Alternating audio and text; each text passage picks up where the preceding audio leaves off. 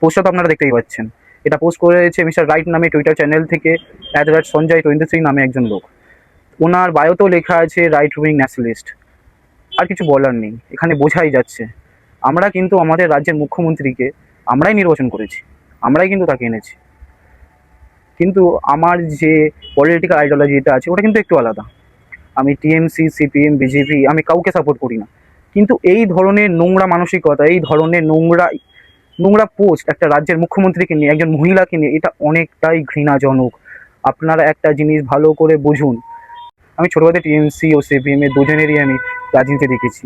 এরকম রাজনীতি আমি মনে করি না আমি দেখব বা দেখতে পাবো, আশা করি আমি। এই ছবিটা কত ডিস্টার্বিং হতে পারে, একটা কত বড় থ্রেট হতে পারে মেয়েদের জন্য, আমার মা, আমার বোন, আমার স্ত্রী, আমার প্রেমিকা, সবার জন্য কত বড় থ্রেট হতে পারে, এটা এখান থেকে বোঝা যাচ্ছে। আমি আপনাদের ডেটা দিচ্ছি।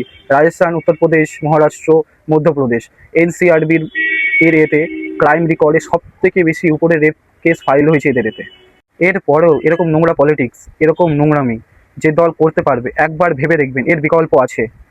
এবার যখন ভোটটা দেবেন, নারী সুরক্ষা হিসাবে ভোটটা দেবেন। ধর্ম নিয়ে বিচার করবেন না, হিন্দু মুসলিম নিয়ে বিচার করবেন না। ভোটটা এবারে ওইভাবে দেবেন ওয়েস্ট বেঙ্গল কত নম্বর ক্রাইম ফাইলে আছে আর বাকি 4টে রাজ্যে যে সরকার আছে সেগুলো কত নম্বরে আছে নারী সুরক্ষাতে। আপনারা চোখের মধ্যে অন্ধ কাপড় বেঁধে রাখবেন না, দেশটাকে মণিপুর হতে দেবেন না। দিন দিন যা হচ্ছে একটু আপনারা বুঝুন। আপনারা না বুঝলে এই দেশটা দিন দিন শেষ হয়ে যাবে, হিন্দু মুসলিম করে করে শেষ হয়ে যাবে, এইটা আপনি বুঝুন। একটা রাজ্যের মুখ্যমন্ত্রী, তিনি একজন মহিলা, তিনি একজন সম্মানজনক ব্যক্তি, তিনি একজন।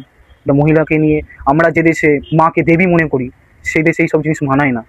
মাথায় রাখবেন সারা জীবন কথাটা। আমার কথাগুলো